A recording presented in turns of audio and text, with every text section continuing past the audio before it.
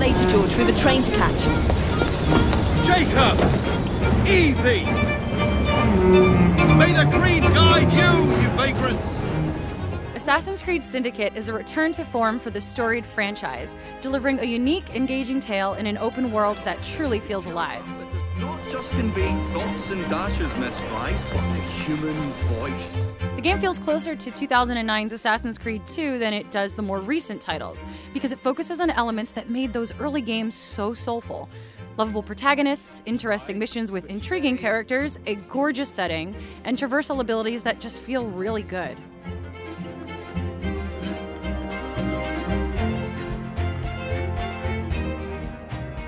The story follows twins Jacob and Evie Fry through 1868 London.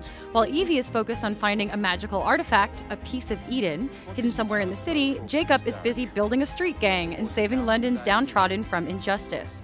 Along the way, they make friends with the likes of Alexander Graham Bell, Charles Dickens, and Karl Marx, just to name a few historical figures.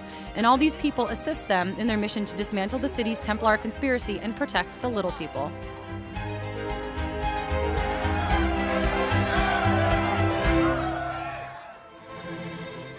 Not only are their personalities different, so are their skills. Evie's special skills are stealth-focused, including the incredibly useful chameleon ability that causes her to disappear completely while she's standing still in sneak mode. Her stealth stats far exceed her brother's, so she's your girl for bounty hunting and liberation missions. Jacob, on the other hand, is a brawler more suited to fisticuffs.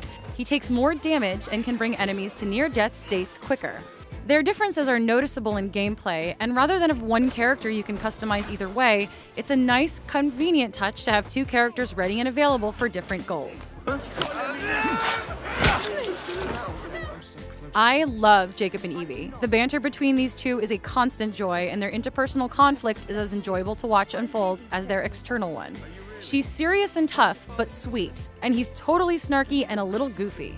But their duality, both in the field and with one another, makes for an engaging story with some intimate touches. If I find any more wild geese for you to chase, I'll be in touch. Be ever more pleasant for your absence.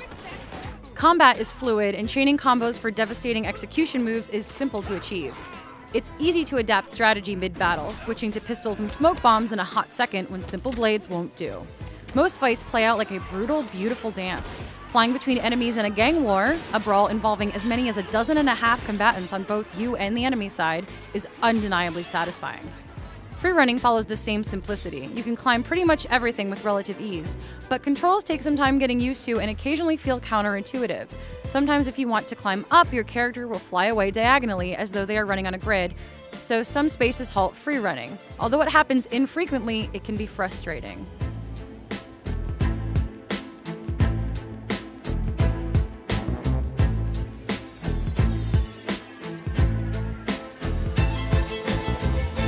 As for stealth, you can snap in and out at any time as you prowl the streets. Nearby enemy locations and how much they notice you are shown via a threat ring. This tool makes stealth much easier and allows you to gauge who to take out and when. And you have a ton of options. Smoke bomb them and take out the leader, escape to a rooftop and pick them off one by one with throwing knives, or make them turn on each other with hallucinogenic darts. How you combine your tools is up to your whims, and Syndicate's mission design, as well as the organic way the world lets you slip in and out of missions, gives you ample breathing room to complete each one in your own way. I almost never use Syndicate's fast travel points because with the rope launcher, why would you take any other route through London? You become a Victorian-era Spider-Man. With the rope launcher, you can set up air assassinations, travel across large gaps between buildings, zip line around, and quickly escape from a fight. It's my favorite item in the entire game.